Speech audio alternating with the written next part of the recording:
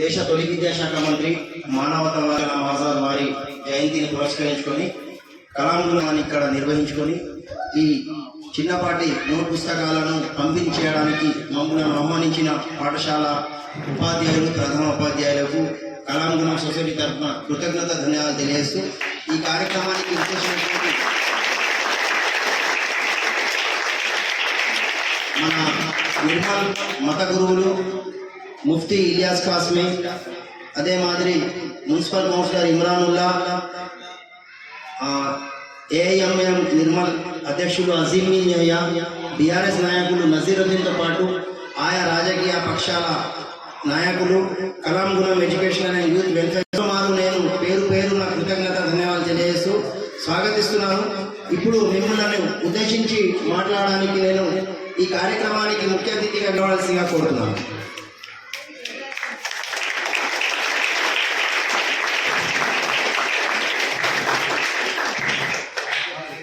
నాకు తెలుగు సరిగా రాదు, అందుకోసం నేను ఉర్దూలో మాట్లాడతా.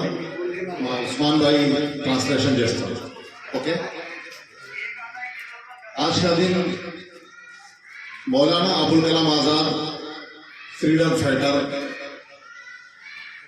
इंडिया फर्स्ट एजुकेशन मिनिस्टर, आज का दिन उनका बर्थडे, और बर्थडे के टाइम पर उनके मुल्क इंडिया लेवल पर एजुकेशन डे मनाया जाता है.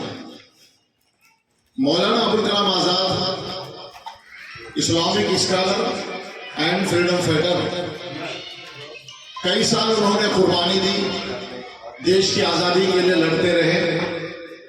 देश आज़ाद होने के बाद गांधी जी, चाचा नेहरू, मौलाना अबुल कलाम आजाद रहमतुल्लाह अलैह को पीएम बनाना चाहते थे, प्राइम मिनिस्टर बनो बोले.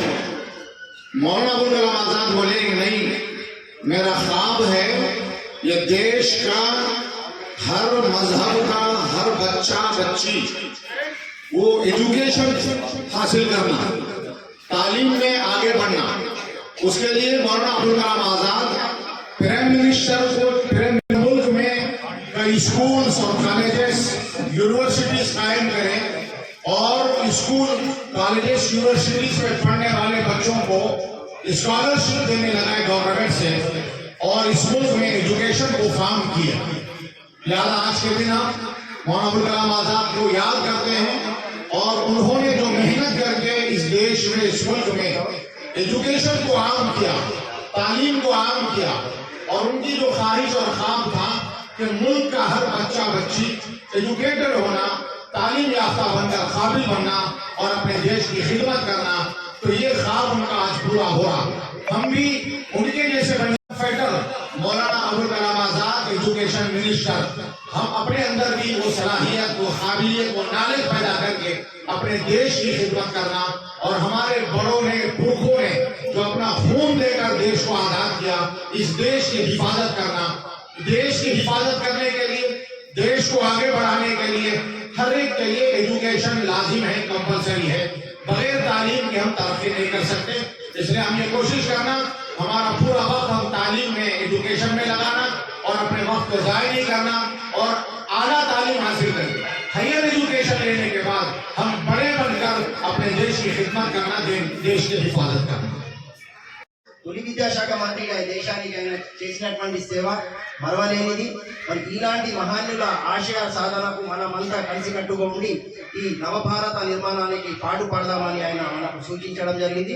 మీ అమూల్యమైన సందేశాన్ని మొత్తం ధైర్యవంతులుగా, విద్యావంతులుగా, తగిన జ్ఞానాన్ని ఇచ్చిన మీకు కృతజ్ఞత ధన్యవాదాలు తెలియజేస్తున్నాను. ఇప్పుడు ఏఎంఎం నిర్మల్ శాఖ అధ్యక్షులు అజీమియా మాట్లాడతారు.